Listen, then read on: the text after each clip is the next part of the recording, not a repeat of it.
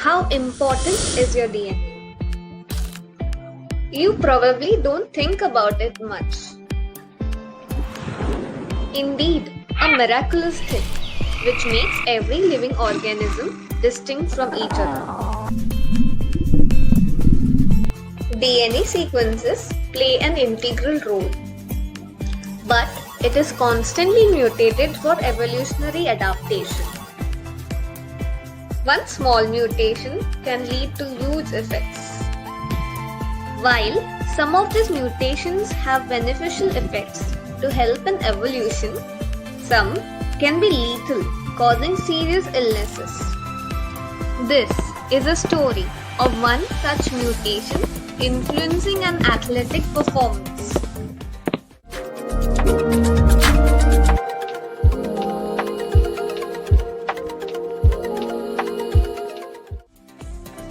Although the mutation may quite seem unrelated to performance at first, but when we deep dive into science, we get an understanding of how genetics play an important role in winning medals. Scientists have labeled this mutation as sickle cell trait.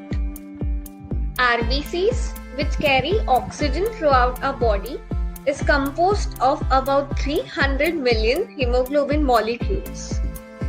But a single genetic mutation alters the shape of hemoglobin, and after releasing oxygen to tissues, these mutated proteins lock into rods.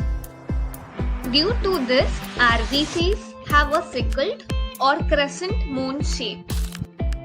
This type of RBCs are stickier and often clog up, leading to blockage of blood supply. When we trace back the disease, we found out it occurred almost 5,000 years ago and developed first in Africa.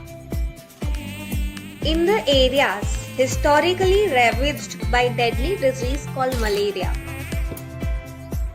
After much research and study, it was observed that it helps in preventing malaria. What's even more intriguing is when you trace back this trait and people who had this mutated gene, you'll find out another important role of the sickle cell trait. Athletes with sickle cell trait have known to perform better in power-based sports like sprints and throws.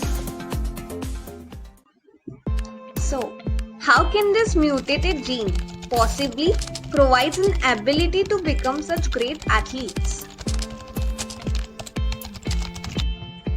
When a child inherits a single copy of mutation from either of the parents, survival of the fittest theory holds true.